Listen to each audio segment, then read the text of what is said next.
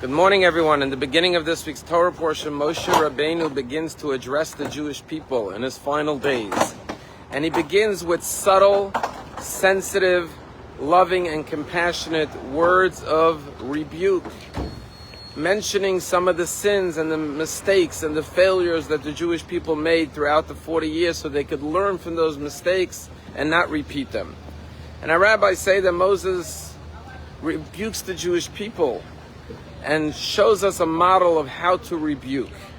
But in Hebrew, the word for rebuke is lahochiach. But the word lahochiach has a dual meaning. It means to rebuke, but it also means to prove. And our rabbis explain that how do you rebuke someone properly? Not just by admonishing them, or scolding them, or harassing them, but proving to them through their own actions the incorrectness of their deed, so that they could understand on their own, from their own actions, prove it to them that this is not the proper course. The most classic example is Joseph. How does Joseph rebuke his brothers for having sold him into slavery? He doesn't see them and start admonishing them, but rather he plants the goblet in Benjamin's backpack, accuses him of stealing it, and says, I want to take Benjamin, the baby brother, as a slave.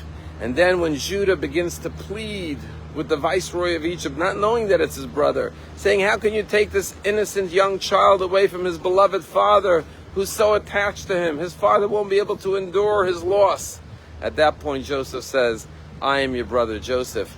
Didn't you do the same thing to me? You tore me away from my beloved father. You're saying that I'm wrong for taking away Benjamin.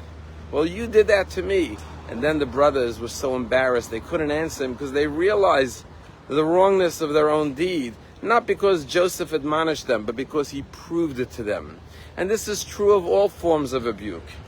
If a person says, well, I don't have enough money to give charity, then open your checkbook. See whatever else you spent money on. You had plenty of money for that vacation. You had plenty of money for that shopping spree and for that other luxury. Well, if you had money for all of those things, why don't you have money to help a poor or needy person? And so our own actions should admonish us and should prove to us that we can and must do better. I'll never forget one time when I was in Israel, I went to pray at the Kotel. And you know, when you go to the Western Wall, people come up to you for charity, and of course you give a few dollars here, a few dollars there, a few shekels there, a few shekels there. And one time a man came up to me, and he wasn't an ordinary collector or beggar. He said, can I speak to you? I said, sure. He took out of his jacket pocket bills, electric bills and water bills and mortgage bills and all sorts of grocery bills.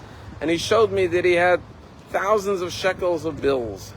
And he asked me if I could help him pay his bills. Well, clearly he wasn't just asking for a few dollars. So I gave him a more significant amount of money to help him pay off his debts. The very next day I'm walking down to the Kotel again with my talit and tefillin to go pray the morning services. And the same man comes up to me and he says, excuse me, can I speak to you for a moment? I immediately recognized him and I said, excuse me, don't you remember me? I helped you, I gave you a nice amount yesterday. And he said to me words that I'll never forget. He says, if you don't want to give me again, that's perfectly fine, no problem. But don't ever say, I gave you yesterday. I said, why not? It seems very fair. I gave you yesterday. I helped you yesterday. And he said to me, yesterday I saw you come to the Western Wall, to the Kotel with your prayer shawl and your talit to go pray.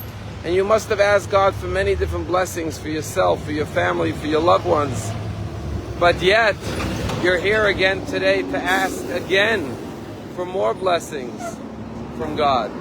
You're asking again. If you don't want God to say to you, I gave you already yesterday, don't say to someone else, I already gave you yesterday. I immediately reached my hand into my pocket and gave him another generous contribution, and he taught me a life lesson.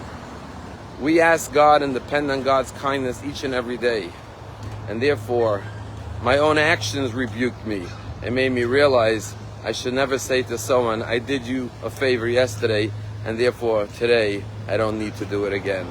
Just as God extends His kindness and His love and His goodness every day, we must do the same for others. Have a wonderful day.